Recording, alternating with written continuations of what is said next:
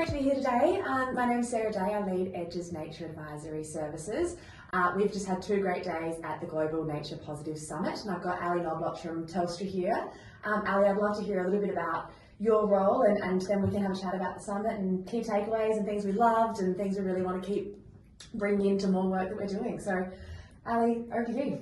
Thanks so much, Sarah. Hi, I'm Ali from Telstra. I head up our nature and biodiversity strategy and do a lot of work around the role of technology, connectivity, digital and data solutions to enable customers and suppliers and partners to take action on nature and to reduce emissions in their business as well. So it's a really interesting dynamic, and I think that there's a huge amount of opportunity for business taking action on nature, and that's the space that we are interested in exploring and drawing out through both our TNFD aligned disclosure work and the way that we partner with providers like yourselves and with other customers and players in the industry to do more together. Great. And I would love to talk about your recent disclosures, because that had a bit of a had a spiel about that from your general counsel, Lyndall, at the summit, and that was really well received. But sort of, what was your sort of favourite takeaway from the summit? What was your key thing that you're going to take back to your team and really start thinking about? I think there's a couple of really interesting insights from the summit that relate so applicably for business and industry as well. I think the key thing is that there's an increasing recognition of the intrinsic role of nature to provide services to business, and recognition that all businesses depend on nature in some way or another. That might be for, the products and services that we put out to market, and for us, that's the materials and the metals in our products. It might be through water or through ecosystem services. Totally. And so the dependence on nature and how we understand and profile that and are respectful towards how we rely on nature and the impacts that can have and how we can address those impacts meaningfully is really critical. It was really encouraging to see how much recognition there was around the intrinsic link between nature and climate. Totally. And so, one of the things that we're looking at that Lyndall spoke to in the summit was the way that we understand the impacts of climate change on our organisation, and increasingly trying to understand what that means for the environments in which we're operating in and the biodiversity values, the species and the ecosystem services we rely on, and how we can make better informed business decisions from climate and nature data. So that's an emerging theme, and one of the key sessions that that kept getting reinforced in subsequent plenaries and breakouts was around the role of measurement and metrics to have a consistent narrative, a consistent view around nature risk and impact, and how that ladders up to a conversation that businesses can have with investors and other stakeholders. And that really is the value of the TNFD framework. So our stakeholders can understand our risks, our opportunities, dependencies and impacts in a way that they can then understand relative to other organisations that they're working with. Definitely. And there was a lot of conversation around, the fact that we don't have the perfect metrics and measurement framework, but there's also this really strong call to action regardless. It's sort of saying, look, that will come. What action can you take now, recognising there will come a time for us to have a really uniform approach to measuring these things. But that sort of dual approach of act now and continue to disclose as we proceed. Yes, absolutely. We are very much in that space where we've made a start, and we think it's really important to be transparent about the progress we've made and our intent. Really, our TNFD early adoption was a signal to the market on our ambition to be leaders on nature and to work collectively with our customers and partners to mature the way we do this over time.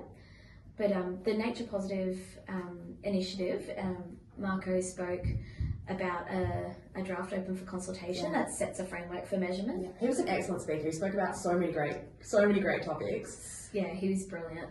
And we're so lucky, to have such amazing international speakers really well here. represented.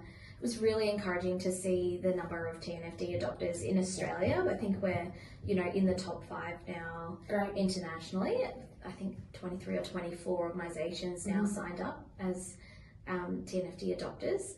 And so I think that's really driving a lot of focus on the Australian context and how, in Australia I think as a collective we care so much for the natural places that we have the privilege. We've got so much great nature. So I think Australians do connect really quite strongly with it as individuals, and our companies are recognising that. And if you've got employees who want to work for a responsible organisation, organisations are recognising that nature is the next frontier, and that's a really valuable way to connect that individual sentiment and connection to nature to the business agenda. Absolutely. The other interesting thing that Margaret talked about was around governance for nature. And one of my sort of really big takeaways was how much governments are investing in nature destructive practices. Yeah. And there was around 2/3 the amount spent on nature destructive practices as there is on any kind of nature positive practices. Yeah. And recognising that until we get the policy right to really shift the way in which we degrade nature, the concept of repair is almost, it's really hard to justify, because the cost of repair is so much greater than the cost of not doing the harm in the first place. Yeah. Recognising that there are so many ways in which we as a society rely on products that have come from the destruction of nature. Is there, how is Telstra sort of facing into that tension? Yeah, I think there's kind of a couple of key things. One is the sort of policy and regulatory environment, or the settings that enable business action, and then the second is consumer choice. In the policy framework, absolutely, policy certainty is really valuable. For us, we're focused on what we can control, and we're understanding exactly where the impacts and opportunities sit, so that we are focused on making good business decisions within your control, within our control, based on the things that we depend on, rely on in nature, based on what's important to our customers, to the communities in which we're operating in, and understanding too the impacts of climate change from a financial lens on our organisation. Because these risks are real. They're not just, Absolutely. These are real business risks that will have to be, will at some time come to fruition. And one of the great quotes that we both loved was, we have to humble ourselves to nature, because nature will well and truly humble us. Absolutely. So these are real tangible risks for the business to take into account. Yeah, absolutely. So I think there's a really key element here around getting started to understand what that looks like in your business context, and to be able to have those meaningful conversations on nature, not as a nice to have, but as a core business risk, and as a key opportunity too. So a lot of the role that I play is a translator between the technologists and the scientists and the landholders and the policymakers and those who are looking to do the financial analysis of risk. And I think that's a kind of emerging skill set for a lot of sustainability professionals. Consumer choice is another really interesting element. We've seen, and you would have seen, the emerging themes around greenwashing and greenhushing, and the importance of businesses being open and authentic and really transparent to not just, investors and internal stakeholders, but to consumers, understanding the context of their understanding and knowledge on green claims. Sure. And so there's a really important aspect here to understanding key terms like nature positive. Yeah, at the outset, that was a key theme. Big call out. Yeah. Big call out. And the role of organisations to contribute to outcomes versus control outcomes. Yeah. And how do we have a really simple engagement with consumers on not just ambition but also action. Totally. I really like that point around contribute to outcomes rather than control them, because we know that nature is not something that any one organisation can have control over. There's by necessity going to have to be a partnership approach to where you've identified areas of impact or great dependency. how do we sort of look at our neighbours? We use the phrase upstream, downstream, and across the stream, because no one is operating in any environment in isolation. Yet the impacts that people are having in that environment are felt by many. Yeah. Something I would love to also reflect on is the whole summit started with a really powerful welcome to country, and then the first plenary was about Indigenous engagement and how we can use Indigenous knowledge. For me, that really set the whole summit up to be a really strongly informed conversation about the need for really genuine engagement with Indigenous people and First Nations people on what nature means. One of my key takeaways was that the concept of nature positive is actually quite foreign for First Nations people, because it's never been about separation from nature. Nature has always been at the forefront of every decision that is made. Any sort of favourite takeaways on those topics, or ways that you will incorporate that into your strategy going forwards? Yeah, absolutely. I think, one of the key quotes that So really many set the great tone, quotes. so many great quotes that really set the tone for this session was the question of what kind of ancestor do you want to be for future generations? And that is a really impactful and emotive call to action that we are doing this work. It's important to take action on nature, not just for our organisations, but also for our families and for the legacy that we leave in the world. And so that was really special. I think absolutely there was a continuing theme on acknowledging the wisdom and the subject matter expertise and the connection to country that First Nations peoples have in Australia and globally, and an exploration of how we better integrate that wisdom into business strategy at the outset. And another great quote, we can find it who else to say it, was from one of those sessions, was that subject matter expertise isn't always born from sandstone universities. It's born from sand country and sky country and water country. And it's true because when you see that connection and you feel it, and it becomes an intrinsic way of working and an intrinsic need to protect the places that we love the most and the people we love the most who form part of our community. So and we have so much knowledge for us to access that I think there's been a lot of, the TNFD has been really forward on how important it is to engage Indigenous people in understanding their interface with nature. But my big takeaway was it's not about, bringing them to the table and having one conversation and that being the end of it. You've informed yourself. It's really like how is the Indigenous perspective built into the entire project from the get-go, and letting the project design be informed by Indigenous engagement. And I thought that was a really powerful sentiment as well.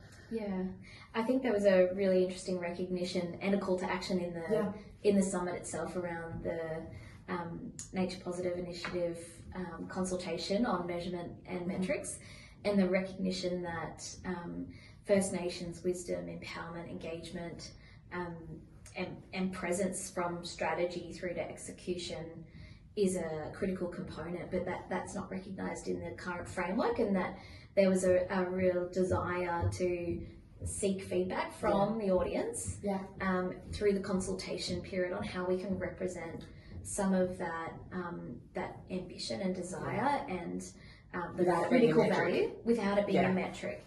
And so how do we do that is a really kind of key opportunity for us to explore. Definitely. Did you have a favourite panel? Favourite plenary session? How do you do that? I really loved the panels around meaningful partnership, collaboration and action. Yeah. Because as you rightly pointed out, nature is place-based. And the impact we have on nature is place-based. The opportunity to make a difference and to restore and conserve nature is place-based. And there's a sort of emerging conversation around that we can't just look at our own patch. We have to consider the landscape level opportunity, because ecosystems are diverse, they're intertwined, they're intrinsically reliant on each other. And so action needs to consider not just project level outcome but also landscape level outcome and how that ladders up to our national goals and objectives. How we do that has to be, rightly so, through collaboration and partnership. And that's something we're really interested in exploring because we have connectivity and technology expertise. We're not conservationists by trade. And so we want to work hand in hand with organisations like conservationists, and science has to be underpinning, any action or measurement of outcome as well. And again, like many businesses are facing into this challenge together. So the more we can share insights, explore opportunities for collaboration, but also look at action, meaningful systemic action that's place-based but scalable to achieve the type of nature restoration we need at a national level, I think is critical. And perhaps just really starting with pilots and getting comfortable having these conversations with peers and competitors and government and university research institutions, and actually being okay to not know the answer going into it, and for each organisation to not necessarily be tied to the outcome, recognising that it will need to be a collaborative approach to designing some of these solutions. My favourite panel was one that had a beautiful old conservationist. I think she would have been sort of mid-80s, early 90s, and she'd been diving back in the 50s and just had the most incredible respect for the ocean and relationship with the ocean. Sitting next to her was the CEO of Austral Fisheries. And then we had a couple of representatives from the Pacific Islands, and then a representative from one of the UN boards on marine conservation. In Norway. And it was just, there was tension there because you've got conservationists and fisheries, and you've got policy, and you've got the investor lens as well, and just recognising that there will be tension and we can't all win, that we need to figure out a way of coexisting and creating solutions. Absolutely. I think it's healthy, right? The Totally. healthy tension is important, and Totally. What I loved is that they had such great rapport Definitely. and mutual respect. Should Yeah. we were saying mutual respect? Because we all need to eat. We all need food and fibre. Exactly. That agricultural sector, the fishing sector, Totally. they're critical to servicing the human need, and that is growing. And so understanding that dynamic and how do we achieve nature, the outcomes we need for nature, or to minimise the impact of climate, to reduce our contribution to climate change, all of this is critical, but it has to be set in the scene of what is sustainable for us as a society, and how do we work together at that tension to get it right together. We can't close the door, we can't be siloed in the conversation, because it won't be systemic and sustainable. Definitely. So And this I did love requires, that. this requires a paradigm shift. It really requires a change in the way in which we think about ownership and partnership and equity and all of these things. And no one person or any one organisation is there. So we're all going to have to really look introspectively and think about the way we operate, what we value, and the concept of value was really interesting brought up. But in terms of we don't value things until they're dead. So we don't value a tree until it's been cut down and can be used for wood. We don't value a fish until it is on our plate ready for eating. So how do we change the way in which we approach these products of nature and ecosystem services, and build that value into our system? So I mean, a huge amount to unpack, and I think there's much more to go in future summits. Was there anything that really surprised you about some of the conversations? I think there's an emerging focus. We spoke yesterday about the emerging focus on oceans and water, and understanding that everyone is reliant on the ocean in some way or form. And part of our, next stage of work is to build out that depth of understanding in our value chain. Definitely. I think there's a really key opportunity for business to look at value chains in a systematic and consistent way, so we're not overburdening small and medium business that are really trying their best to service kind of increasing customer needs and obligations around reporting. I think I'm really interested in keeping that conversation live and active with our primary producer Great. industries, because we do rely on food and fibre. We do need to connect across value chains and really understand the connection between business action Totally. and the national goals as well. So I think there's an opportunity for us to draw that out further. Yeah. Well, and we've also got primary production covering at least 52% of Australia's land mass. So if we're going to get this right, and really position land managers as a huge part of the solution, then it's going to take collaboration. Yeah. And with that comes compromise. So just really unpacking what nature positive as a concept looks like in all these different environments and relationships is going to be. It's going to be a process and a journey, as we say about everything in sustainability. But it's a great first step. It's a really kind of key point to the healthy tension comment too, and that one of those healthy tensions is around land use. Yeah. So where is this land that we need to restore and conserve? Where are those biologically important values? Where do we need to encourage and enable biodiversity to be restored? How does that dynamic play with our need for land for primary production, and also our need for land for renewables? Because the expansion of renewable energy is critical to us achieving our net zero goals. And that is really critical because, like we said, climate and nature are intrinsically linked. We need to move forward in a way that is consistent and sustainable for our operations, but we really need to consider the practical realities of land use constraint. Yeah. And are we locking up land for certain things? Is there an opportunity for us to explore co-benefit or, clever, innovative ways to enable production and to enable energy generation in a way that still provides the return to nature that we need. So really, really interesting dynamic for us to keep working through. Yeah, and from what we're seeing, you mentioned the value chain, that will be such a big driver of change here. Because we can't be making decisions for the farmer. That's, it's still the farmer's land for them to be sort of operating and managing, but how can we make sure that we're optimising the way they do, the way they are farming? Because the flow-on effects down the supply chain are really noticeable. Yeah, I think, and it comes to that point of where is the subject matter expertise? Yeah. There is subject matter expertise that we can offer, but we're not on the land every day. Totally. And that subject matter expertise, it doesn't just sit with First Nations communities, though absolutely it does.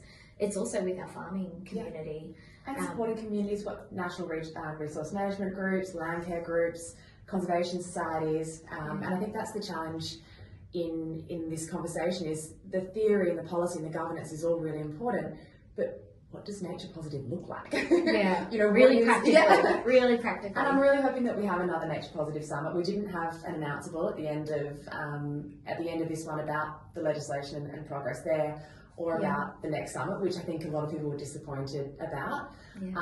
But really hoping that there's traction and maybe another country picks it up and hosts the next one in 2020. 36, what do we? That would be great. Well, I think let's see what happens at Cali in Colombia at the end of this month and how that drives greater action, across the global community and what we can do in the Australian context to keep the conversation alive. But great that it's started, I think, and this is a great first step, and really looking forward to keeping the conversation going. Ali, thank you so much for joining us today. It's been great to debrief with you. And Telstra's got a Global Nature Symposium tomorrow, which we're looking forward to coming and hearing some of your challenges and opportunities you've experienced. But thanks for joining today and see you next time. Thanks so much. Thanks for having me.